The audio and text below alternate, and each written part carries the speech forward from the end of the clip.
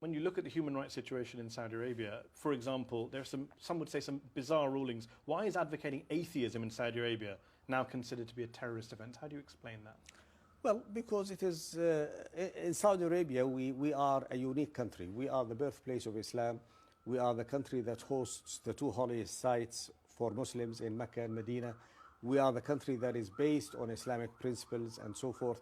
We are a country that is homogeneous in accepting Islam by the entire population. Any calls that challenge Islamic rule or Islamic ideology is considered subversive in Saudi Arabia and would be subversive and could lead to chaos. Well, somebody who says, I don't believe in God and others shouldn't believe in God is the equivalent of Osama bin Laden? Well, somebody who says that and calls for it publicly is subversive and could possibly be a terrorist, yes.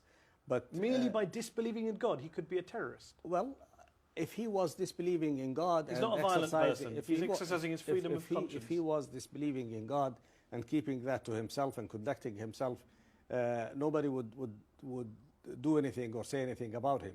If he is going out in the public and saying, I don't believe in God, that's subversive. He's inviting others to retaliate against him. Even if that was subversive, and a lot of people would not agree with that statement, how is that terrorism? Aren't you just emptying that word of all meaning when you say an atheist is a terrorist? Well, in terms of subversion, disturbing public peace, disturbing the security of the country, all of that, he is inviting, he is provoking others to react in a way that would also be violent and unacceptable.